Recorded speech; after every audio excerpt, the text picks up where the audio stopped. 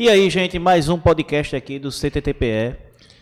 A gente convidou uma pessoa que vive no sangue essa parte do sofrimento que os CACs têm, né? Luiston, né? Isso, Luiston. Da ACP, Associação dos Atiradores Civis de Pernambuco. Perfeito. Luiston, é um prazer em receber você. A satisfação é nossa. Muito feliz em você ter aceitado o nosso convite. E para que a gente possa começar indo direto ao ponto, eu queria que você apresentasse um pouco você, a ACP, porque tem muita pergunta interessante, muita gente curiosa em saber as dificuldades e as soluções que os atiradores em Pernambuco têm, né? Ok, vamos lá. A Associação dos Atiradores Civis é uma entidade de representação da categoria e ela trabalha, né? Nós buscamos sempre... Puxa o microfone um pouquinho mais para frente, homem. Mais para mim? Mais para tu, é. Ah, eu achei que era para afastar. Mas vamos lá. Melhorou aí, produção? Pronto. Pô, tem um cara aqui, ó, da produção que é xarope. Vamos lá de novo. Tranquilo? Pode falar. Aqui é ao vivo, viu, homem? Aqui é... então tá bom. Então a ACP é uma entidade de representação de uma categoria, né? Ela tem diversas atividades, mas tem papéis preponderantes que sempre são destacados, né? Que é nossa atividade basicamente de instrução, tá? Nós temos uma preocupação muito grande com a instrução tanto dos associados quanto dos agentes de segurança pública, né? E aí nesse ponto não seria instrução necessariamente, mas um papel de divulgação das normas que regulam o tiro desportivo, tá? Então esse é um dos vieses da ACP. E nós também buscamos parcerias com os melhores clubes, né, do estado, assim como é o CTTPE. E essas parcerias visam trazer benefícios para os nossos associados e, claro, também para os clubes parceiros. Em paralelo a essas atividades, nós mantemos uma banca de advogados que são instruídos para conhecer melhor dessa matéria do tiro esportivo, que tem normas muito específicas, e aí no cotidiano os advogados acabam não se interessando por estudar determinado direito, que não vai trazer um reflexo tão positivo para eles, né, em virtude do volume de atendimento. E aí nós visamos instruir ou preparar os colegas advogados para fazer essa defesa, e a associação promove essa defesa dos associados sempre que houver uma condução, por exemplo, à delegacia, desde a delegacia até segundo grau de jurisdição, se houver, evidentemente, entendimento das autoridades em se tratar de ilícito e nascer ali um processo criminal. Então a gente faz toda a defesa sem que haja custo para o associado no que diz respeito aos advogados, né? Evidentemente, desde que seja sócio, esteja em dia com as suas obrigações. Então, na verdade, é o seguinte, o camarada que é CAC e está querendo fazer uma defesa preventiva, fazer uma contratação preventiva, caso ele venha se envolver em algum problema, ele vira sócio da ACP e qualquer bronca que ele esteja na rua voltado ao segmento de porte ilegal de arma de fogo, basta acionar a ACP que ela corre para fazer a defesa do atirador, é isso? Isso em síntese seria isso, tá? Mas a gente não gosta de frisar que a ACP é isso, é um instrumento apenas de defesa judicial, porque é, na verdade, apenas uma das atividades que a gente desenvolve para os associados, tá? Então, não se trata de um escritório de advocacia que está em busca de clientes, né, de captação de clientes para essa finalidade. Não, quando eu falo sobre isso, é por conta do seguinte, veja, o que você bem frisou é interessante. Até quando a gente vai procurar um advogado especializado nessa área, não é somente uma questão financeira, isso. É uma questão realmente de achar um especialista no assunto. Perfeito. Certo? Eu faço parte de um grupo de advogados e muitas vezes quando eu vou falar com eles sobre essa legislação, o pessoal disse, Marcondes, eu nunca nem parei para ler isso daí. E são pessoas altamente capacitadas. Exato. Então a ACP, na verdade, ela traz para a sociedade um grupo de advogados especialistas nessa área Porque assim, quando eu falo na abordagem no meio da rua, aquilo ali é usar, é o desespero. A gente está precisando de um técnico para resolver aquela situação de forma imediata. Exato. Mas, lógico, a ACP ela traz palestras que eu acho super importantes. Ela busca, eu vou chamar parceria porque eu não me veio outro nome na cabeça, mas ela busca um network com os agentes de segurança pública, seja Polícia Civil, seja Polícia Militar, Federal, enfim. Ela busca trazer um cenário de informação para todo o público CAC, para todo o público atirador. Mas assim, o mais importante, que é assim, eu acho importante frisar isso daí, eu sou sócio da ACP, Neto é sócio da ACP, assim, a gente indica para nossos associados ser sócio da ACP, porque é um plano de saúde, eu costumo dizer. Um plano de saúde é o seguinte, você pode buscar um plano de saúde para fazer um check-up, não pode? Exato. Você pode buscar um plano de saúde para fazer uma consulta, para ir no oculista. Mas quando você está gravemente ferido, se envolve no acidente, você realmente percebe a grande necessidade do plano de saúde. É basicamente, no meu ver, a analogia que eu faço, o serviço que a ACP presta, que quando a gente mais precisa tem uma pessoa especializada para socorrer o camarada lá no assunto, 24 horas, né? Esse tem o serviço. Isso. Essa parte das atividades, né? Como a gente sabe que o exercício da atividade do atirador esportivo pode eventualmente gerar alguma reprimenda como essa aí, é porque a gente trabalha no nosso esporte com um produto controlado, né? Então sempre há a possibilidade de um equívoco na interpretação e surgir essa dificuldade ali para o atleta, né? Na verdade, Luizson, assim, a gente tá falando a mesma coisa, né, de forma diferente. Quando se veio a ACP, né, eu acho que qual é o período de criação de vocês? Nós fizemos a fundação, né, em 2018, finalzinho de 2018. Então, o que é que eu costumo dizer? Eu acho que, infelizmente, né, por equívocos, né, e problemas que vieram a ter com atiradores, né, acho que a ACP ela entrou nessa questão, né, de delegacia, problema, defender atirador, defender condução irregular.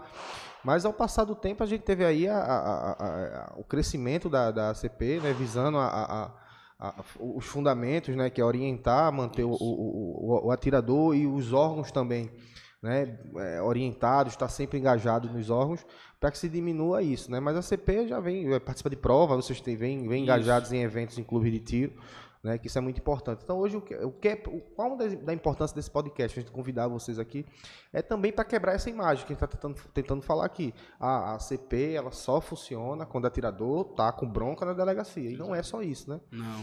Eu acho que depois que a CP surgiu e se veio para o meio, né, eu acho que diminuiu aí drasticamente o tanto de problemas que poderia vir ter com as orientações e palestras que vocês realizam em diversos clubes, né? Exato. Nós entendemos que o foco principal deve ser sempre na instrução do próprio atleta, tá? Para que o atirador conheça os limites do seu direito e acabe não errando por desconhecimento, tá? Então, nós focamos muito na instrução dos nossos associados, tá? A gente entende que a forma como os clubes funcionam, né, a grande circulação de novos associados, muitas vezes dificulta que o clube disponibilize de tempo suficiente para uma conversa mais aprofundada com aquela pessoa que está querendo iniciar na atividade esportiva. Então, a ACP faz esse papel. Então, cada novo associado, a gente conversa bastante com ele para que ele entenda aonde ele está chegando, ou seja, o que é que ele vai participar. Em relação aos órgãos fiscalizadores, onde a ACP tentou assim, encostar, né, já está alinhando lado a lado, né, se teve dificuldades com alguns órgãos ou não, os órgãos geralmente recebem, eles estão abertos a ouvir aí, né, porque o atirador ele é uma realidade, né, por mais que a gente acaba vendo que alguns órgãos não querem enxergar isso, mas o atirador esportivo em deslocamento aí nas nossas vias estaduais aí, federais, é uma realidade grande, né? Isso. Hoje o número é expressivo, né? E cada vez mais vai ficando constante a percepção por parte mesmo das autoridades que isso é algo comum, tá? E vai se normalizar com o tempo.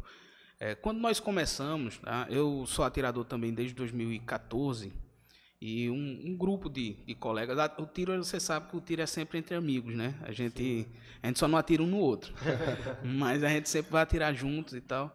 E sempre quando a gente saía do clube, como é que a gente faz se a gente precisar de um socorro? Então, daí que surgiu a ideia de fazer um grupo, de organizar as defesas, procurar um colega advogado para instruí-lo, né? E para com ele estudar, debater os temas e aprofundar. E aí a ACP surgiu desse objetivo ali, de proteção mútua. E aí a gente, claro, foi buscando partir para a formalização de uma associação. Tá? Então isso foi, como você perguntou aí, o tempo, né? Foi finalzinho de 2018 e a gente só começou realmente em 2019. Nessa trilha ali, 19, principalmente no começo, quando você tem pouca representatividade, é difícil de ser atendido pelas autoridades, né? Então era mais complicado você procurar um batalhão para tentar ali fazer uma palestra para os policiais, né? Informativo, então somente para divulgar. A gente sempre, quando vai fazer uma palestra dessa, a gente não busca passar o nosso entendimento pessoal, mas aquilo que legal, né? Mas aquilo que é mais já assentado enquanto direito previsto ali nas normas, para que os agentes tenham um conhecimento básico ou mínimo ali daquela situação. Então, quando a gente ia, era mais difícil de ser recebido, você com 50, 60 associados. Hoje, graças a Deus, a ACP já passa de 1.500 associados. É um número ainda pequeno, a gente considera, pela quantidade de atiradores que tem no estado, mas já é um número expressivo o suficiente para que a gente possa ser melhor recebido. E a gente, graças a Deus, tem conseguido êxito em ter conversas com as autoridades para buscar sempre melhorias nessa situação. Recentemente, a Polícia Militar de Pernambuco, e claro, o louro é todo da PM, não houve nada externo que provocasse diretamente, mas a PM está de parabéns, estava promovendo a confecção de um POP, né, um procedimento operacional padrão. E ontem eu tive notícia por parte de um dos militares que compõem a comissão de edição dessa norma, que a norma está pronta e que já vai seguir agora para o comandante-geral da PM Pernambuco, para que isso seja publicado o quanto antes. Agora, pegando esse gancho aí, eu ouço falar, tem gente que diz que é verdade, tem gente que diz que nunca procurei pesquisar profundamente sobre isso, que a Polícia de Pernambuco ela tem uma normativa interna, não sei ao exato falar qual é a normativa, que a cada arma apreendida, eu acho que o militar ele ganha R$300 ou R$400, tem alguma premiação por conta disso. Existe. Você não acha que isso, como é que eu posso dizer, às vezes traz um transtorno maior na rua? Não, claro. Eu entendo que tirar armas de circulação seria algo extraordinário que merecia premiação, quando se tratasse de criminosos. Tá? Armas irregulares, né? Armas irregulares, ilegais.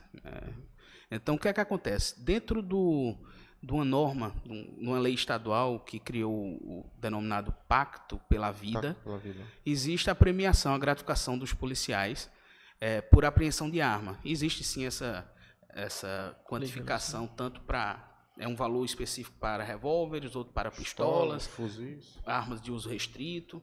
Tá? Existe essa norma, inclusive com o apoio de um deputado federal aqui do estado, o coronel Alberto Feitosa, nós, visando modificar essa situação, com o apoio dele, nós participamos ali da confecção de um projeto para alterar essa norma. Tá? E ele encampou a ideia e apresentou na Alep um projeto de lei com participação da ACP, para alterar o dispositivo que trata dessas gratificações, a fim de que a gratificação somente alcançasse o policial quando se tratasse de uma arma que não fosse de um atirador, ou seja, que quando não se tivesse ali, naquele caso específico, discutindo os limites do direito daquele porte. Que é administrativo. Que é algo que a gente entende, inclusive, que é um ilícito administrativo, quando, ainda que se ultrapasse o limite ali. Claro, sempre... digo isso sem que pareça fazer apologia ao desrespeito mesmo do direito administrativo, que o atirador se submete às normas editadas pelo Exército e é para cumpri-las, né? Mas aí houve esse projeto de lei, foi a Alep, mas infelizmente entenderam ali os legisladores estaduais que, por se tratar de matéria afeta a gratificação de membros do Poder Executivo, né, os servidores vinculados ao Executivo, não poderia partir da própria Assembleia a iniciativa e, por isso, por vício de iniciativa, entenderam por arquivar esse projeto. E teria que partir da onde isso, então? Teria que partir do governo. Do poder do poder estadual, do governo estadual. E nunca conseguiu ter essa conversa com o pessoal do governo?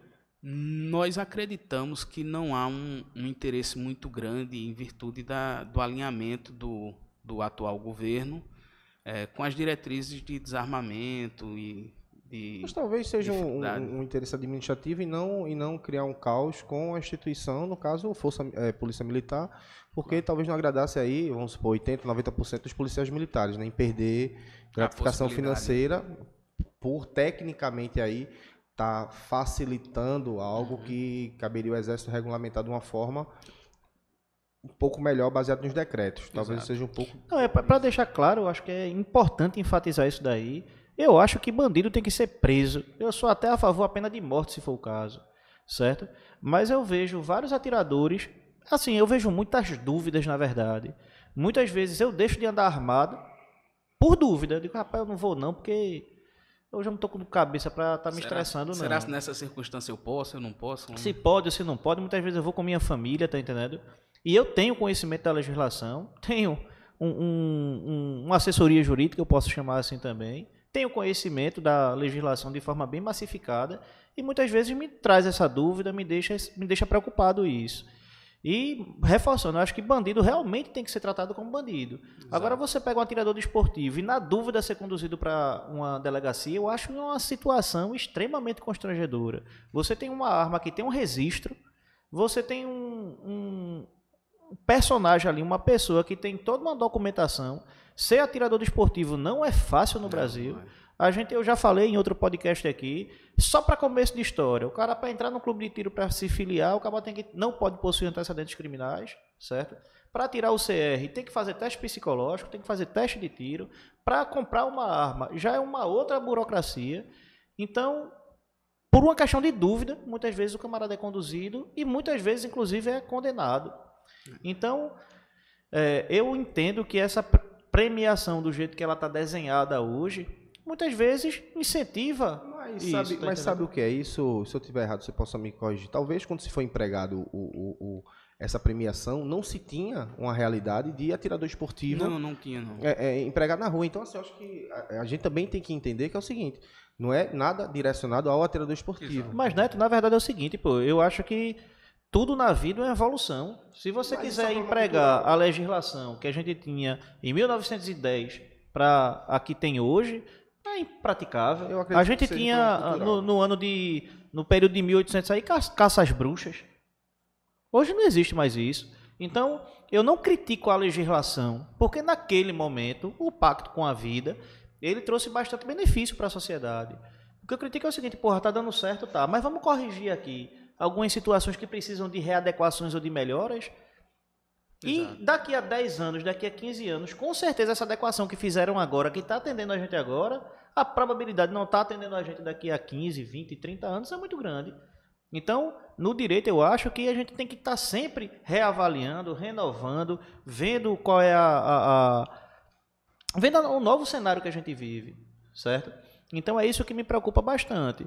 Hoje tu tem um número, não precisa ser preciso, da quantidade, sei lá, semanal, mensal, de CACs que são conduzidos? Bem, eu não tenho como assegurar aqui, mas como a gente acaba recebendo a demanda, mesmo daquelas pessoas que não são associados, procurando saber, e agora, o que é que eu faço? Né? Então, eu acabo tendo os números mais gerais e não apenas dos nossos associados, né? Embora a gente atue apenas em favor do associado mesmo.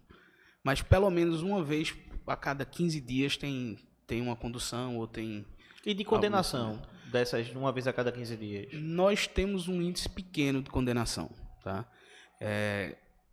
Existem níveis de conhecimento da matéria, então é muito comum haver a condução e muitas das vezes ali na delegacia já se esclarece o que é direito, o que é que pode, o que é que não pode, se estava ou não ultrapassando os limites ali previstos. e muitas das vezes sequer resulta em autuação. Ali na delegacia mesmo chega-se a um entendimento, é liberado o atirador com sua arma. Tá? Outras vezes, infelizmente, principalmente quando ocorre em plantões, há uma tendência maior por autuar. Tá? Ou manda para o judiciário, né? Na verdade, a preocupação, às vezes, pelo menos é o que parece. Estou aqui como plantonista, eu vou resguardar de algum modo, deixar aqui no mínimo autuado e ele vê o segmento do procedimento aí, seja com o delegado da delegacia titular de origem, o titular para onde o procedimento vai ser encaminhado, seja através do judiciário. As condenação mesmo, são raras, porque aí quando você chega no judiciário, você tem a ampliação do debate, você tem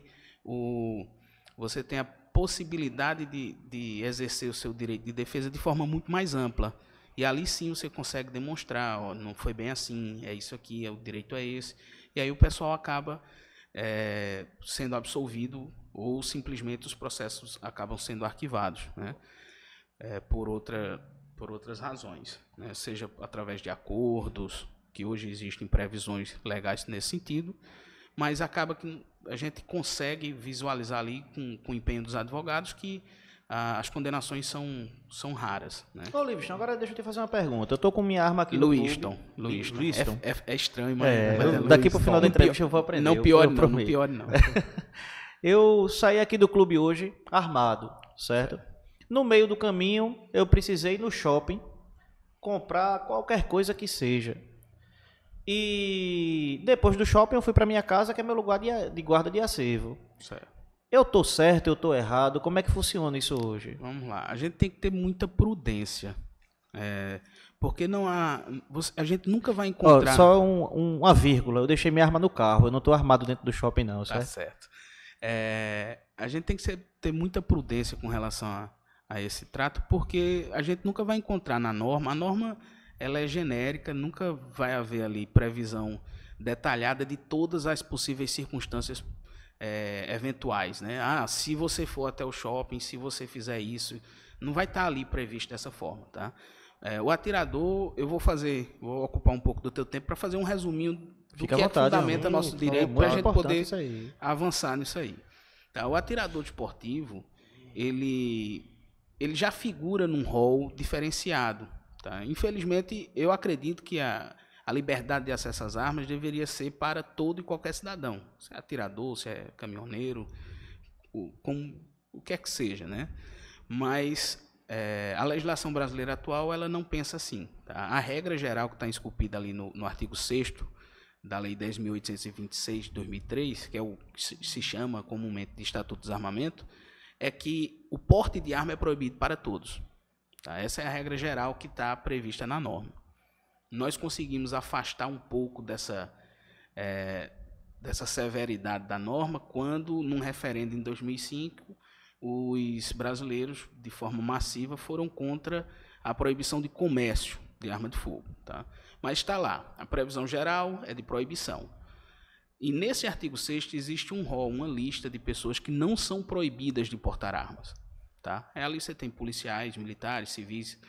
Na verdade, o inciso 2º faz referência, remissão ao artigo 144 da Constituição, dizendo que todos aqueles têm direito a porte de arma, e ali vai diversas categorias. De todos eles, apenas 2 não estão atrelados ao Estado, de algum modo. Tá? Um deles é o porte de arma que se chama de porte empresarial, que é aquele de transporte e segurança de valores. Uhum. Mas, de algum modo, auxilia a segurança pública, porque são alvos, né, fáceis, né, já que estão transportando sempre muito valor, né? E o outro é o atirador. Então, o atirador já figura hoje no artigo que diz quem são as pessoas não proibidas de portar arma. Tá? Isso até mesmo para título de interpretação, isso é muito importante. Só que o Estatuto do Desarmamento, quando é editado, vale ressaltar que foi editado ali no meio do mensalão, né, no apagar das luzes. Então, ali em 2003, quando foi editado, ele trouxe sempre, tem diversos dispositivos da lei são nesse sentido. Ele trouxe sempre assim, nos termos do regulamento, na forma do regulamento. Ou seja, foi sempre uma norma feita para que o presidente da República detalhasse as diretrizes. Tá? Resumindo não, desculpa, né? O presidente que ali entrasse e achasse por meio de conveniência editar e alterar, ele poderia dar o porte, suspender o porte, seria isso? Seria mais ou menos isso mesmo. Então, o decreto que regulamentava o Estatuto de Desarmamento na época era o 5123 de 2004, e ele era extremamente restritivo. Então, ele não tocou no artigo 6º, inciso 9º. Então, o inciso 9 do artigo 6º diz que o atirador tem direito ao porte, e aí a gente chama esse porte de porte geral. Só que ele diz lá, nos termos do regulamento. E o presidente, à época, não tinha nenhum interesse, não regulamentou. Então, ficou letra morta. Mas existem ainda outras possibilidades de exercício de porte de arma. Tá? O artigo 24 do Estatuto diz que o Exército, compete ao Exército regulamentar o porte de trânsito, que é, portanto, uma espécie de porte de armas. Não é o porte geral, mas é uma espécie de porte de armas destinada ao atirador esportivo. E aí é de competência do Exército. O Exército, aos poucos, foi melhorando as redações que tratam desse dispositivo. E em 2017, a gente teve uma portaria muito famosa, a portaria 28 de 2017, do COLOG, que é o Comando Logístico do Exército, que é responsável pela edição das normas, que regula o tiro esportivo, no âmbito administrativo, ali por parte do Exército. Né? E essa norma dizia que o atirador tinha direito de transportar uma arma municiada entre o local de guarda e o local de treino. Só isso. Ela acresceu, na verdade, o artigo 135A, lá na portaria 51 de 2015, que era a portaria que regulamentava a atividade do atirador esportivo. Quando surgiu essa norma, aí nós, em 2018, a associação já existia, a gente começou a realizar algumas palestras, e havia sempre muito questionamento. O atirador pode mesmo portar uma arma? Aqui está dizendo que ele tem direito de transportar. Essa norma, depois que surgiu, ela caiu, não foi? Mais à frente ela foi revogada. Então, quando ela surgiu, ela trouxe esse... eu sempre brinco que é o rapaz que vai ajudar o deficiente visual a atravessar a avenida e pega na mão dele ali, leva, e depois chega lá na outra calçada e diz, mas era para ali que eu queria ir. Né? Ou seja, ajudou, mas não ajudou tanto. Porque ela trazia de forma clara, nítida, para a gente, um direito que já estava expresso lá atrás, mesmo no 5123, há uma interpretação de que o porte de trânsito para os atiradores com arma em MAC, ou seja, municiado, alimentado, carregado, já existia, mas ele não era expresso. Seria algo ao contrário senso, porque o 5123 de 2004, ele diz que os caçadores e os colecionadores, foi revogada, os caçadores e colecionadores sempre transportarão suas armas desmuniciadas, e silenciava contra os atiradores, fazendo menção aos atiradores que esses transportariam suas armas desmuniciadas apenas quando estivessem para participar de um campeonato internacional e fossem membros de uma delegação, algo nesse sentido. Então, se era apenas nessa circunstância que o atirador transportava as armas desmuniciadas, logo, nas demais, era pronto uso. Só que era um direito muito frágil, era uma interpretação muito complexa. Né? Você defender isso era muito difícil. Ô Luiz, me permite um pouco, né? Não perde tua Não, claro, linha. Vá interrompendo. Porque aí a gente vai, também o pessoal em casa vai né? E eu sei que é enfadonho, essa forma assim é complicada. Seria o seguinte, a gente pode interpretar, tentar enxergar da seguinte forma aqui, nas condições que o órgão, o EB, que ele foi tentando regulamentar, ele foi fazendo de pedaço em pedaço, da forma que podia, porque o que a gente sente é o seguinte, eu percebo que alterava uma frase na guia, aí volta, altera de novo, inclui mais alguma coisinha ali. De certa forma, a gente vê que ali eles tinham interesse de estar sempre melhorando. Eu acredito que sim, Edu. Eu acredito que há membros ali que estavam muito focados em melhorar a situação, mas infelizmente sempre há atores também que são contra. Então há um jogo político também, uma necessidade de adequação dos interesses para poder chegar onde se deseja. E no Brasil, infelizmente, de 97 para cá, toda luta a favor da possibilidade de acesso às armas é muito árdua, né? Então, retomando aqui, tem isso, eu acredito que é nesse sentido, mas foi melhorando. Tá? Então, até 2017 era assim. Então se dizia, o atirador não pode portar. Primeiro se ventilou ali que a portaria 28 criou o porte de trânsito, criou o porte municiado.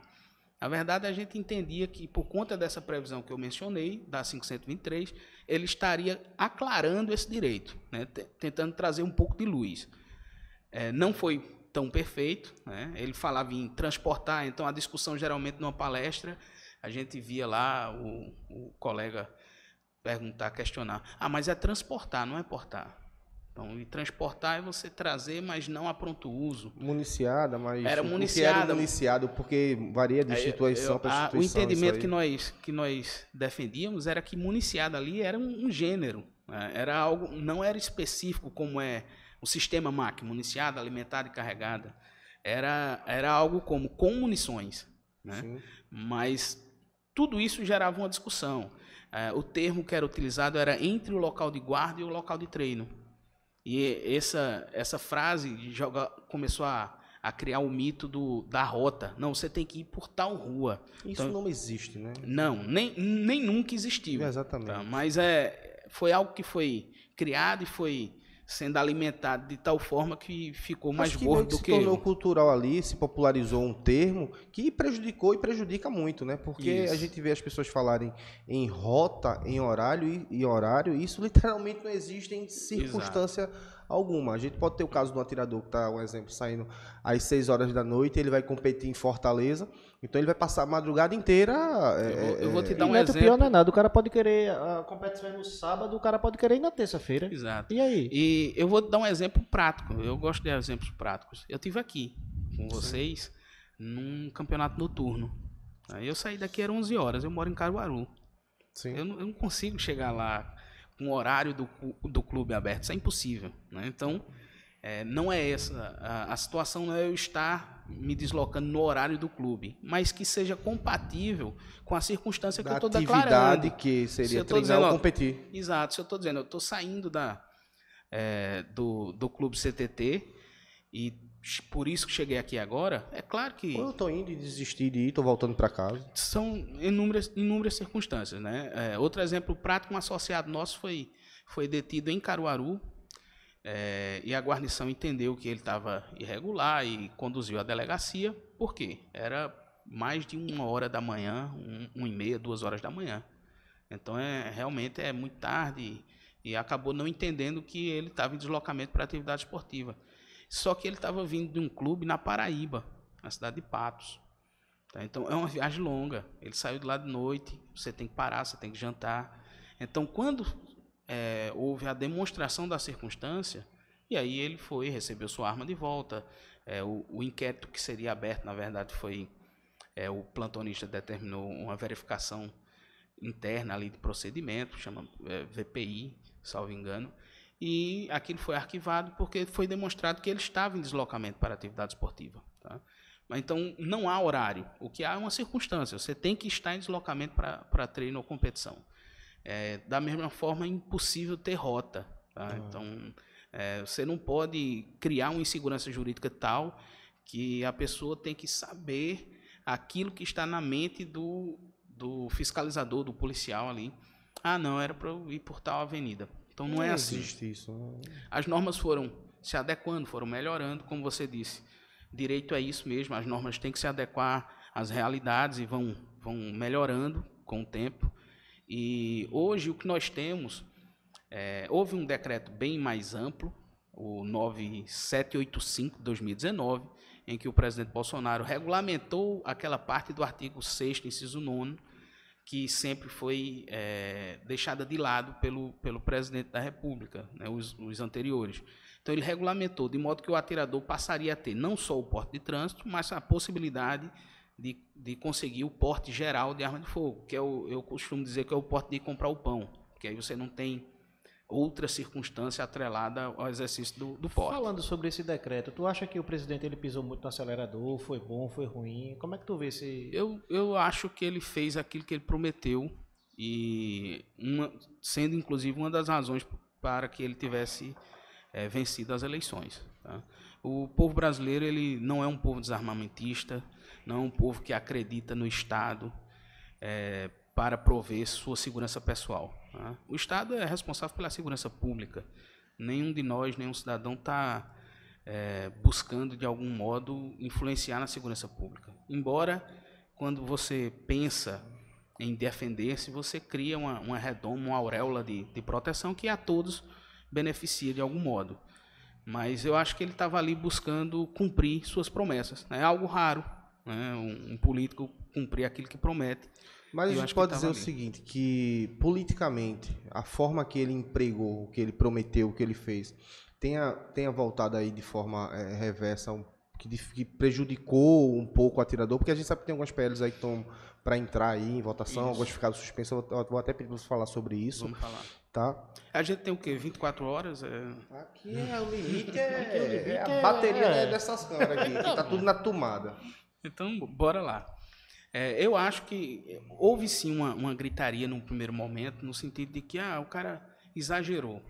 Eu entendo que ele estava dentro dos limites do poder regulamentar e que ele vai sofrer, e ele já sabia disso também, sempre ele vai sofrer uma força contrária, uma oposição. Se ele não faz também, ele ia sofrer do mesmo jeito. Do mesmo jeito. Então, eu acredito que tudo que ele fizer, se ele transformar areia em ouro, vai estar mal feito e, infelizmente, é isso. Mas isso aí é do jogo político, a gente tem as forças contrárias, tem a oposição aí tentando voltar ao poder, então... E uma das coisas que a gente foi notório aí, né, que ficou pra gente, que tá aí pra gente, é a questão dos calibres, né? Até uma coisa que ele mexeu aí, ficou, e é bacana isso, né? Foi acabar com essas restrições de calibre, né? Hoje o cidadão, a gente pode comprar 9mm, 40, 45, 357, perfeito, né? 12 curta, né, que não podia, tinha restrições. E tudo isso ficou. Mas de contrapartida, o que tanto o CAC, aí o cidadão almeja, que é o seu direito de portar aí uma arma de fogo, isso aí tá se emperrando aí ao passar de todo o mandato dele, né? Oi, amor, desculpa. Bota na boca. E a gente não vê meio que a gente não consegue enxergar aí o amanhã, né, com isso. Tem muita, eu acho que tem muita coisa para chegar ainda, né, no que diz respeito a liberdade de acesso a um instrumento para o exercício da legítima defesa, para a segurança pessoal, proteção de sua família, né? E aos poucos a gente tem melhorado, tá? Então hoje o que a gente tem, além, depois desse decreto que caiu, que eu mencionei agora, o 9785, caiu porque houve pressão, o Senado à época queria fazer um projeto, apresentou um projeto de decreto legislativo, né? Os partidos de esquerda, a oposição, portanto, ao governo, apresentou um projeto de decreto legislativo que visava sustar os efeitos do decreto do presidente, e ali ele entendeu por bem, por ele mesmo revogar e criar novos decretos sem tratar de forma profunda das questões voltadas ao porte, né? Porque uma das manifestações muito comuns das manifestações dos senadores era no sentido de que isso aí não é para ser por decreto, tem que ser por lei. Se assim fosse, a lei não mandava ser por decreto, né? A lei voltada por eles mesmos, né? Alguns, inclusive, lá até hoje. Então, era mais retórica, no sentido de evitar que ele pudesse cumprir o seu papel regulamentar e provocar que os louros de uma possível vitória política pela permissão fosse do próprio Congresso e não do governo federal. E, com isso, ele tirou o decreto e criou 3 novos, um tratando mais de posse, um tratando mais de porte, e aí manteve, com relação a esse de porte, as diretrizes da legislação anterior, do decreto anterior, e um novo decreto tratando apenas das questões relativas ao tiro esportivo, que é o 9846 de 2019. É nesse decreto que hoje está alicerçado os nossos direitos mais importantes, né, para o exercício dessa atividade. Então, o artigo 5º desse decreto, parágrafo 3º, diz que o atirador tem direito ao porte de trânsito e detalha como é esse exercício hoje. O parágrafo 2º desse mesmo dispositivo diz que o atirador tem direito de transportar as armas, tá? Então, voltando lá àquela tua pergunta de 15 dias atrás. Eu estava esquecido não, viu, amigo? Pronto. Eu também não. Então, essa pergunta lá de trás. o que é que eu posso dizer que é correto, o que é que eu posso fazer, o que é que eu não posso fazer. O parágrafo 2º desse dispositivo diz que o atirador tem direito de transportar suas armas, desde que desmuniciadas, mediante CR, que é o certificado de registro, que é aquilo que atesta que eu sou um atirador, ou CRAF, que é o certificado de registro da arma de fogo, que seria a identidade da arma, aquilo que vincula ela ao seu proprietário. Tá? Então, esse direito de transporte por exemplo, eu vou me dirigir de um local de guarda para outro. O atirador pode ter até 2 locais de guarda registrados.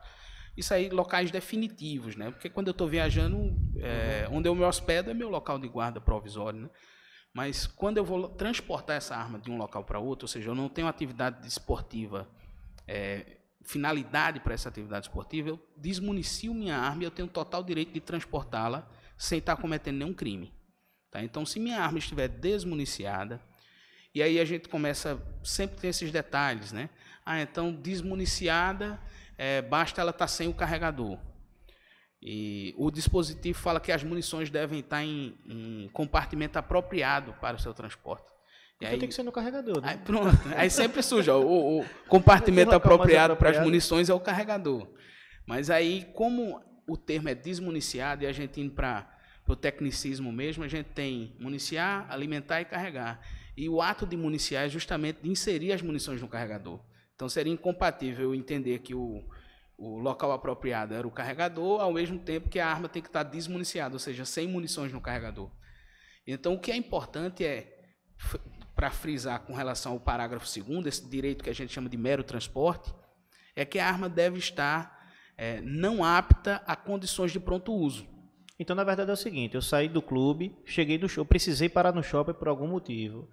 Então, eu retiro o carregador, tiro as munições, boto em local separado, vou-me embora fazer minhas compras, no retorno entro no carro, vou-me embora para casa. Teoricamente, você estaria aí exercendo esse transporte quando decidisse parar de seguir para o seu retorno para o local de guarda e tivesse que, digamos, desviar seu destino. E aí você poderia desmuniciar sua arma, deixar ela absolutamente fria, você estaria transportando. Tá? Wilson, me perdoa, às vezes até a forma, às vezes grosseira. Não, tudo bem. Qual a dificuldade de se cumprir aí junto às autoridades o que está escrito?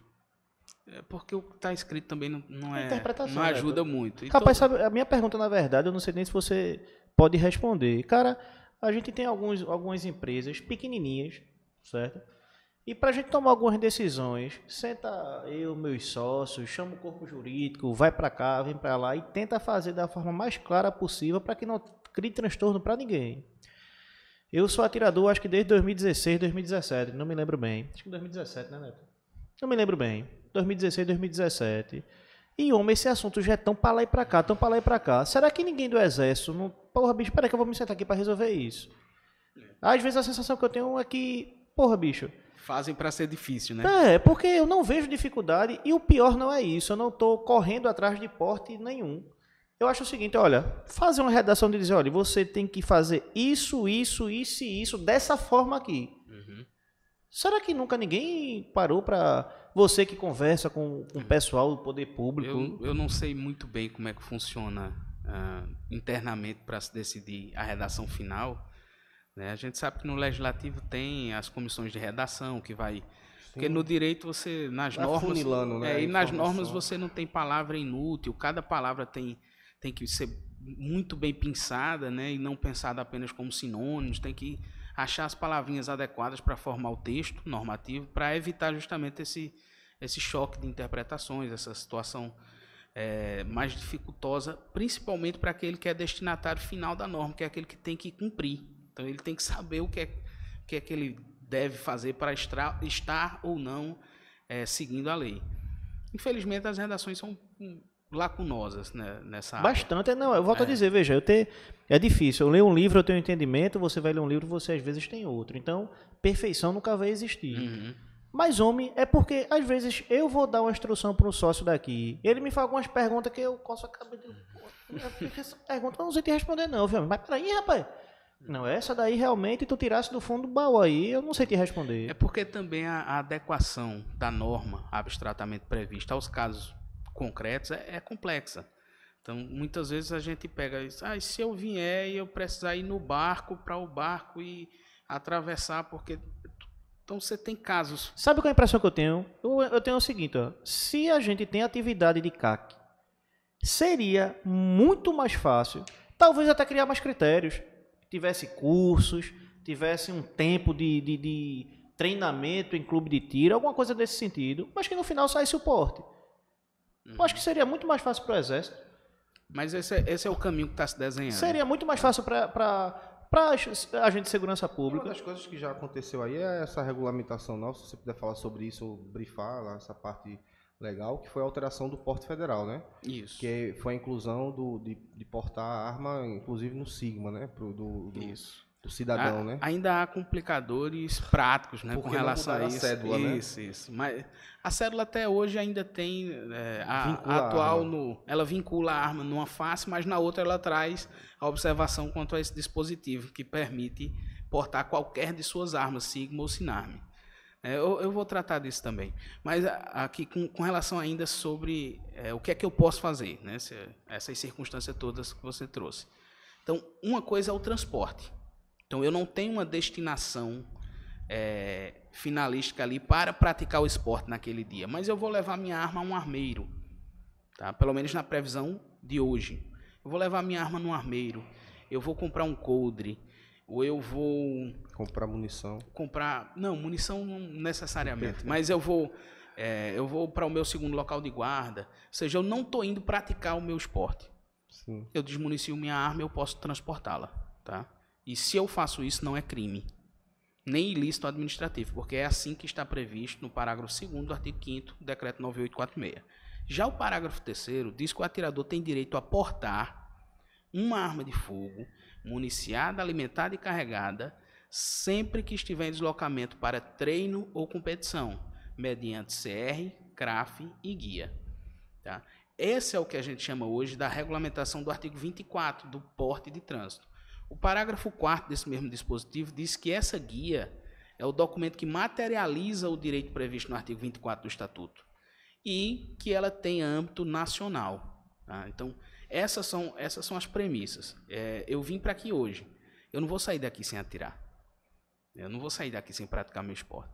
Então, para vir para cá, eu estou vindo para a prática desportiva. Então, se eu estou em deslocamento para treino ou competição, se eu tiver com a documentação CR, CRAF e guia, eu posso portar uma arma de fogo municiada, alimentada e carregada. Então, sempre quando o meu destino for esse, eu não estou cometendo um crime, tá? Eu saio de minha casa e vou para Maceió. Eventualmente, eu não vou conseguir chegar com o horário do clube funcionando. Outro dia, nós participamos também de um grupo de motociclistas, né? Um abraço aí pro pessoal do Esqueleto Motoclube, Motogrupo.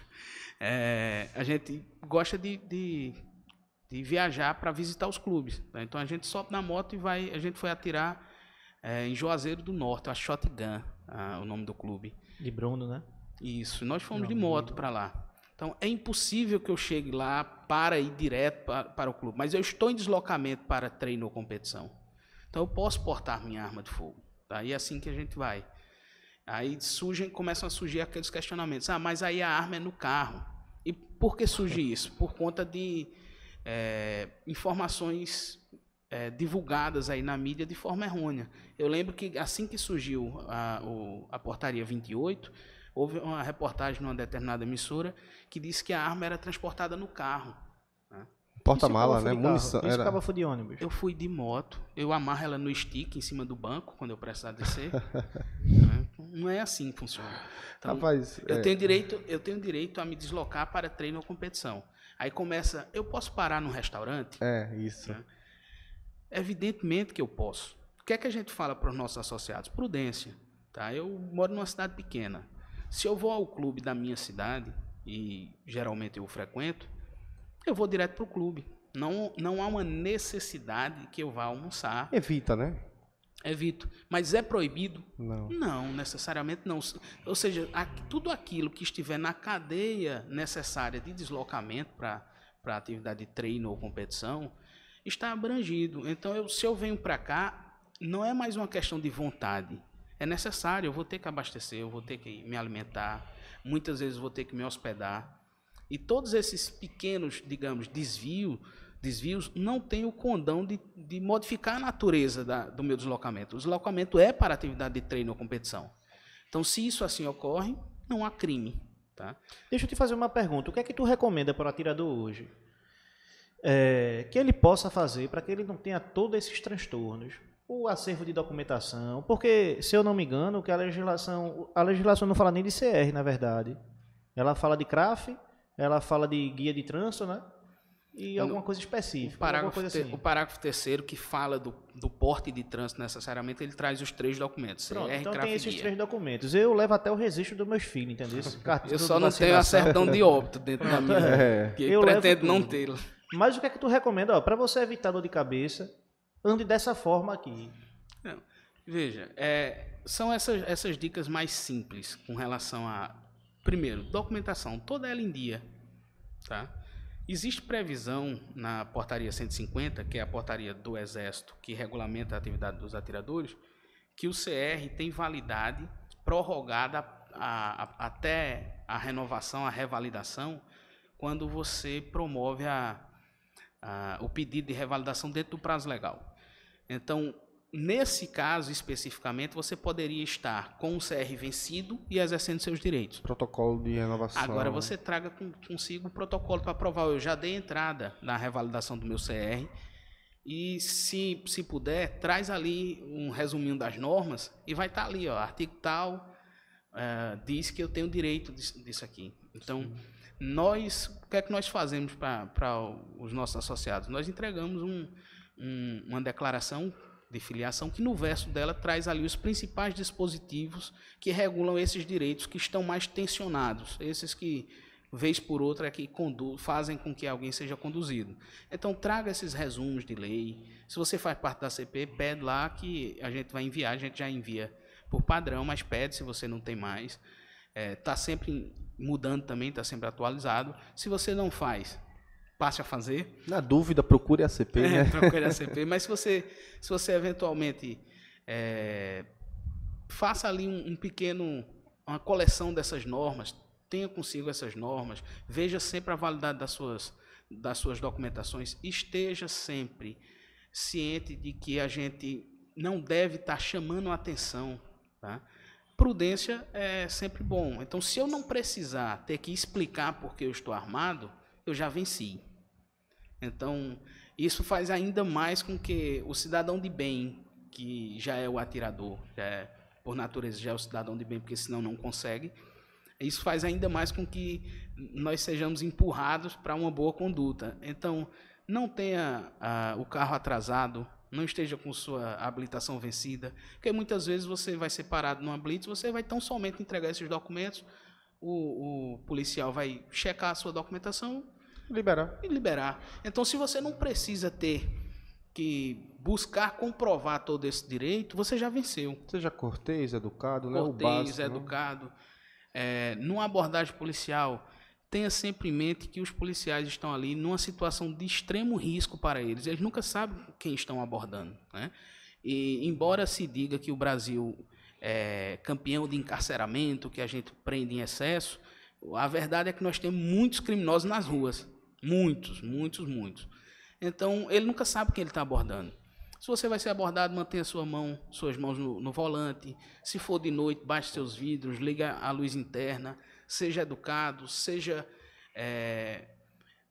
eficaz no cumprimento daquelas determinações. Né? Colabore com a abordagem. Tá? E seja claro. Então, a gente sempre diz assim, ó, inverta a situação. É comum que os policiais perguntem, você está armado? Tá? Você não diga estou armado, que às vezes pega aquele cabo lá bem vibrador, né? E já jogou você no chão e... Brincadeira. Mas assim, para evitar esse tipo de coisa, eu sou atirador esportivo, estou em deslocamento para atividade de treino ou competição, minha arma está aqui comigo. Então você inverteu, você já mostrou em virtude de que você está armado, e aí deixa mais tranquilo aquele operador de segurança pública que está ali fazendo o trabalho dele. Vai pedir sua documentação, sempre diga o que você vai fazer, os movimentos, evite movimentos bruscos. Se ele vai pedir tua arma, depende, claro, tem sempre uma leitura da realidade fática ali, do cenário. Mas se ele pede sua arma e tem um policial, sempre tem um policial que está ali na contenção da viatura, não está vendo a circunstância porque ele está vendo o perímetro, aquele cidadão pode simplesmente se virar quando você estiver passando a mão na sua pistola. Tá? Então, explique ao oficial, ó, minha arma está municiada, se está travada, se não está, o senhor poderia o senhor mesmo pegar? Tá? Isso pode evitar uma tragédia. Né? Então, são pequenos detalhes que você pode fazer numa abordagem que vai facilitar a tua vida. Mas tenha sempre os documentos, não faça não tome nenhuma medida que vá chamar uma guarnição para você no sentido de uma abordagem por outro motivo, ou seja, furar um semáforo, esse tipo de coisa. Então, se você faz isso, você já está ganhando. Seja um cumpridor de regras, né? Exato. Porque aí você é ainda mais impulsionado a ser um bom cidadão quando está portando uma arma. Vê, aqui no clube a gente recebe vários relatos. Cada sócio, cada visitante conta uma história. E eu queria perguntar se você já passou por alguma situação semelhante a essa. Já teve sócios que nos contou isso, que foi abordado pela polícia, estava em sua rota, estava tudo certinho, levou para a delegacia. Quando chegou lá, o delegado levou porque realmente não tinha crime para ser atuado. E esse sócio, no mesmo momento, prestou uma queixa da guarnição. Isso é possível? Já aconteceu na CP? Aconteceu alguma coisa nesse sentido? Tem. O que é que acontece? A gente sabe que nem sempre é por má vontade, é por um equívoco de interpretação, mas mesmo assim, compete ao operador de segurança pública, ao policial, conhecer as normas, minimamente, para que ele evite um constrangimento desnecessário e ilegal contra um cidadão. Tá? Nós temos, inclusive, na Corregedoria aqui de Pernambuco, está tramitando um procedimento em que um policial abordou um atirador esportivo. Eu não vou não precisa citar nomes, nem na guarnição, nem onde foi. Tá? Mas ele tendo sido abordado, os policiais da guarnição que faziam ali o procedimento identificaram que era um atirador, perguntaram a ele, questionaram sobre a natureza do deslocamento, conferiram a documentação e estavam por liberá-lo. Tá? Aí uma outra viatura parou ali próximo e um oficial que estava naquela viatura foi lá saber se estavam precisando de algum apoio. E ao chegar lá, disse, não, já está solucionado já.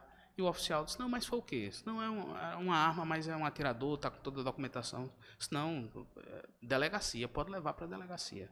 Então, é um comportamento que certamente de algum sentimento pretérito aí desse oficial que acredita que era assim, ou seja como for. Então, não havia fundamento legal para a condução. E assim mesmo ele foi conduzido e se resolveu posteriormente na delegacia. A arma já está com o atirador, não existe mais procedimento em trâmite em desfavor do atirador. Mas aí cabe sim ao atirador, ao cidadão, seja qual for, quando conduzido de forma indevida. Aí esse atirador ingressou com a ação? Ele solicitou o apoio da ACP para que promovesse tanto uma manifestação junto à Corregedoria, como para promover as ações necessárias na justiça em desfavor do agente de segurança pública. Aí, uma situação dessa, entra contra só o agente de segurança pública ou contra a instituição? Tu sabe como funciona isso? É possível se pensar primeiro no próprio desrespeito aos direitos por parte da corporação, tá? Mas claro que vai individualizar a conduta e aí vai recair sobre aquele servidor público específico, tá? Esse caso ainda está tramitando, então não vou entrar nos detalhes de como está o andamento. Mas é perguntando isso por conta do seguinte, é muita história, né? Tem camarada que chega aqui que diz que estava com a bazuca, quando saiu atirou na viatura e chamou a Interpol, cada conversa. Que se a gente for parar para falar que não pode. Acho que atirador e pescador tá na mesma linha. Ô, Luizton, e assim, né, essa questão de história, né, tem esses casos isolados, que é aquela famosa frase, né, aquele servidor em si não representa toda a instituição. E eu acredito que tem assim. Casos de atiradores que erram mesmo, aí eu vou falar, erra mesmo, faz besteira mesmo na rua aí, é preso mesmo, autuado, perde arma e e dá errado. E que a gente sabe também que é caso isolado e não representa toda a classe Exato. de atirador. Perfeito. Certo? Então, assim, isso a gente deixa bem claro para vocês, porque a gente está levando teses não, né? Não, na Fatos verdade, que ocorreram. desculpa te interromper. Na verdade, o objetivo do podcast que a gente, quando inventou, foi informar toda a população, todo mundo do tiro, e desmistificar isso com pessoas que conhecem o que a gente está falando. Volto a repetir, tem sócios que hoje chegam para a gente trazendo alguns casos que eu não sei responder. Nós aqui temos a maturidade de dizer exatamente isso. Homem, isso aí eu não sei não. Mas dependendo do profissional que ele caia, vai inventar uma história, não faça assim, faça assado, é desse jeito, daqui a pouco arruma um problema pro camarada. Não, e tem caso aqui que também a gente tem que falar de coisas boas que ocorrem, as coisas boas não, as coisas corretas que se cumprem, né? E atirador que foi abordado por guarnições aí, que quando a guarnição parou, perguntou se estava armado, eu disse, estou armado, arma está na cintura, está em tal condição. O cara disse, tranquilo, documenta a habilitação, desça do veículo, desarmou o atirador, checou a documentação, devolveu a documentação, devolveu a arma e boa viagem. Isso acontece com a gente direto. Isso é a regra. É sim, Tá? Isso sim. é a regra. Agora é importante dizer o seguinte, veja, todas as vezes que eu ou o Neto fomos parados, sempre a gente realmente estava em deslocamento para o lugar da guarda de acervo da gente e para alguma competição. Exato. E nunca tivemos nenhum tipo de problema. Em aeroporto, Teve uma vez que a gente foi para Natal, eu acho que isso foi um recorde, a gente foi parado 3 vezes. E as 3 vezes o procedimento foi padrão. Perfeito. Tá armado? Tá. A arma está onde? Tem 2 na mala, está 2 com a gente. Hoje são 4, desçam do carro, por favor. A gente desceu, ele desarmou, pegou a documentação, conferiu, checou se aquilo batia de fato, entregou as armas em pronto uso e disse, siga boa viagem. Não. Ele pediu para olhar a arma da competição. Foi. Posso dar uma olhada nessa arma aí? Como é que acabou, né? Quando Como é acabou, que ele disse, essa arma rapaz, é? essa tua arma aí, tu deixa eu olhar ela. A maleta. Eu entendo que boa parte das ocorrências vem ainda de desconhecimento, tá? Nós tivemos pelo menos 3 casos aqui no estado de Pernambuco em que o policial fundamentou a condução pelo fato de que o atirador não estava com a guia especial para porte, para estado diverso daquele em que ele se encontrava. Como se houvesse uma guia quando você fosse transpassar os limites do estado, tá? Ou seja, queria exigir um documento que não existe, né? Simplesmente não existe. Então, esses casos pontuais, a gente vai solucionando eles aos poucos através de conhecimento e, claro, buscar sempre a minimizar as consequências ruins para o atirador, né? Então, isso aí ainda ocorre. Então, aos poucos, e aí esse POP, por isso eu parabenizo o comandante-geral da Polícia Militar de Pernambuco pela edição desse POP. Esse POP vai trazer esse esclarecimento. Porque como não há um documento oficial da Polícia Militar, existe sim duas publicações no BG, tem 2 publicações no BG, no Boletim Geral da PMPE, que traçam ali, mas ainda são antigos. Um deles é ainda da norma do COLOG, da 28. Então, inclusive, os atiradores andavam com isso impresso, para dizer, tá aqui. Então, embora esteja melhorando a situação, a gente vê que ainda tem essa dificuldade de conhecimento. Vai aos poucos, com esse POP eu acredito que vai ainda melhorar bastante, tá? Existe, claro, são exceções, não representam os policiais o núcleo da corporação em si. Existe uma fração pequena aí que simplesmente não quer. Assim como tem uma fração pequena da sociedade que não quer que as pessoas tenham armas. Assim como tem uma fração de CAC também que só vive perturbando, né? Todo canto tem... Geralmente essa fração da sociedade é barulhenta, essa que não quer as pessoas com armas e quer para si. Tá? Então, existe essa situação e isso pode trazer algum constrangimento nesse sentido. Atiradores que fazem coisas erradas. Cada grupo de pessoas a gente sempre vai encontrar alguém ali para atrapalhar. Tá? E não representa. E assim como é na Polícia Militar, não são a regra. Homem, são exceções extremas. Eu fui com minha esposa, ela tinha medo de arma, cheia de problema também. Até que um dia eu levei ela para competição. E quando ela viu os procedimentos da competição, foi para a competição de PSC, ela disse, Marcondes, eu acho que isso aqui é o lugar mais seguro do mundo. O camarada pega na arma fora de hora, o camarada é É desclassificado. desclassificado. Tudo que se faz é através de comando. Qualquer minimamente quebra de regra de segurança, a pessoa é Tá desclassificada. fora. Então, na verdade, é o seguinte, por conta do seguinte, eu tenho um sobrinho, tenho filhos, que eu quero levar eles. Eu quero ela, não, peraí, tem calma que isso não é assim não. E quando ela foi checar essa informação, quando ela participou, ela disse, não, isso realmente, eu acho praticamente nada é impossível 100%. Mas eu acho que é impossível acontecer qualquer tipo de acidente e voltar da arma de fogo. As armas de fogo, elas são desmuniciadas, elas só ficam em pronto uso no momento que a pessoa vai, de fato, para a pista competir.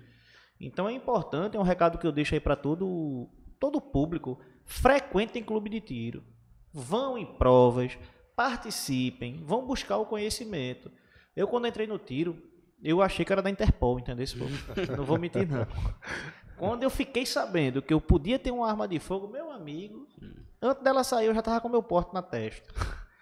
E quando eu fui conhecendo, quando eu fui amadurecendo, quando eu fui vendo, graças a Deus eu tive a sorte de entrar no clube sério, onde me acolheu e me mostrou realmente, ó, não é assim não, cara. Exato. O cara que vira um CAC, o cara que tira o CR, o cara que tem uma arma, tem mais responsabilidade do que aquele que não tem. Muito mais. Então, na verdade, é esse apelo que eu faço para tudo. Eu volto a repetir, muita gente acha que a gente faz podcast que a gente não tem o que fazer, né, Neto? Isso é verdade. Esse cara quer aparecer, não é não. A gente quer trazer conteúdo para aquele pessoal que realmente não conhece, não sabe como é que funciona. Os convidados que a gente traz aqui não são amigos nossos, não. São pessoas especializadas ou envolvidas no segmento de alguma forma. Já entrevistou Giovanni, já entrevistou Josias, já entrevistou Bárbara. A gente está hoje com você. Então, na verdade, o nosso maior desejo é, na verdade, difundir e tirar esse estigma que a gente tem hoje. Perfeito. As provas de PSC da gente, as duas últimas, não foi isso, foram filmadas aí ao vivo. Para que o pessoal pudesse, aquele que não tem coragem de vir, aquele que tá com preguiça de vir, poder ver pela televisão. Botar ali no canal do YouTube e checar para ver se aquilo que tá... Aquela prova realmente é um ambiente seguro, como é que funciona, como é de fato o mundo do tiro. A ACP, ela agregou bastante, porque eu acho que eu posso usar esse termo sim, ela trouxe segurança jurídica pra gente. Foi um braço que a gente pôde se agarrar na hora de um afogamento ali, certo? Eu já escutei, eu vou externar para você, porque eu não concordo com isso, certo? Eu já escutei um comentário dizendo, rapaz, a ACP tá ganhando dinheiro com a desgraça dos outros. Tá entendendo? Eu ainda conversou sobre isso, eu digo, um camarada que diz isso realmente, ele não sabe do trabalho que é feito.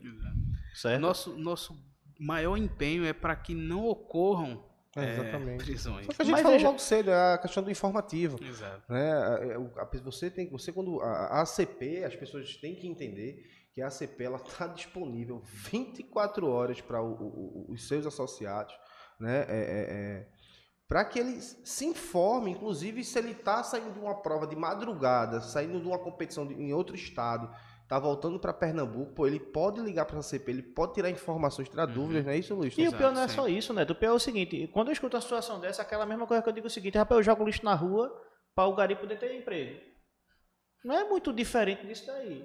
O que eu volto a repetir, é a ACP, é uma associação séria. Qual seria a minha outra opção? Aqui? Não, qual seria a minha outra opção em Pernambuco? Eu conheci um advogado especialista na área que me atendesse 24 horas. Mas tem, pô. O cara teria que ser meu amigo, né? Não, tem. Quem é? Qual é? Quem diz é o bolso. Eu não vejo por esse lado não, viu, Neto? Às vezes Procurar um advogado especialista nessa área hoje, especialista na área. pra Sim, mim, sim. eu, assim, se não for na ACP, eu vou Especialista procurar na quem? área, entendi. Porque, veja, advogado tem muito, Tem e não tô muito. desmerecendo, é a mesma coisa do seguinte. Tem muito e vão lá, né? É. E vão lá. Acaba chega lá, tem uma hora de opa, eu sou CAC. O cara, porra, CAC. Então, nada é isso, Quando velho. tem um flagrante aí, o cara, rapaz, vê só, é tanto aqui, eu vou te ajudar. Quando vê que o cara sabe, pô, tu deu errado aqui, mas a gente vai resolver. Hoje, Tem esse problema. qual o custo hoje para a pessoa utilizar os serviços da ACP? Para ser sócio da ACP, nós temos, como eu disse, uma lista ali de clubes parceiros, né? Então, a gente premia esses clubes parceiros, os seus associados, com um desconto. Então, o valor é o mínimo possível. Os custos jurídicos são altos, mas não só são eles, né? A gente tem uma sede, a gente tem deslocamento, a gente tem essas palestras, todas essas Estrutura atividades por trás, precisam né? ser custeadas, né? Durante muito tempo, quando a gente não tinha praticamente sócio, eram custeadas por nós mesmos, os diretores. Dava, né? Tirava o dinheiro e dava ali para fazer funcionar, fazer existir. E a gente só tem uma fonte de renda, que são as anuidades dos associados, somente ela, tá? E doações, né, que são raras, mas ocorrem. Então a gente precisa sempre buscar uma saúde financeira para que a associação continue existindo, né? Então nossa anuidade é a mesma desde 2018, desde a fundação, para os sócios que são dos clubes parceiros. Então alguém que é filiado aqui ao CTTPE, ele paga por ano R$300 de anuidade. Tá? Se ele precisar de um socorro jurídico, ele vai ter e não vai desembolsar nada mais por isso. E ele vai fazer uso de todos os demais benefícios associativos. Tá? Então são R$300 por ano de anuidade. R$25 por mês. Exato. E R$25 de taxa de inscrição apenas nessa primeira inscrição. Isso para quem é sócio dos nossos clubes parceiros. Tá? Que são muitos, podem ser consultados ali no nosso site www.associaçãoacp.com.br.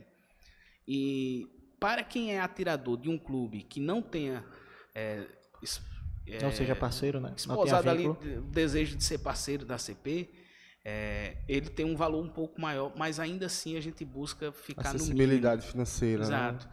Aí sim é R$430 de anuidade e 50 de taxa de inscrição. Mas é um valor baixo, tá? Para todo o esforço que a gente... Se você for comprar uma arma mais baratinha aí, 6.000 conto. Você for ter a anuidade de um clube aí, R$800. Exato. Você ter R$25 para ter uma assessoria jurídica 24 horas no ano. Exato. Ainda bem que a ACP não faz o repasse de aumento de acordo com o segmento de arma, né?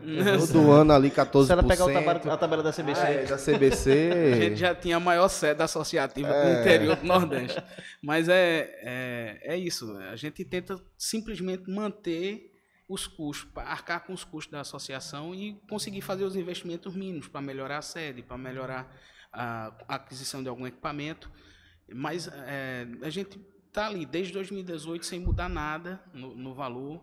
E a gente pretende se manter assim até quando o limite financeiro orçamentário for viável. E, claro, a gente precisa de representatividade. Então, quanto mais associados, mais força a entidade vai ter para lutar, de algum modo, pelos direitos dos atiradores. Nós não temos qualquer vínculo com entidades públicas, nem teremos. Nosso estatuto prevê que a gente não pode ter nenhum tipo de vinculação com o governo, o Estado. E aí, portanto, nenhum tipo de benefício financeiro é possível para a ACP, para que a gente possa, sim, ficar sempre o mais isento possível dos órgãos públicos e tomar nossas decisões unicamente amparado no interesse dos nossos associados, o interesse da categoria dos atiradores. Tá chegando ao fim aí, né, Neto, de mais um podcast. Isso, e assim, né? A gente marca outro depois para falar aí dessas novidades. É uma satisfação para a gente poder receber o Luizton aqui conosco, né?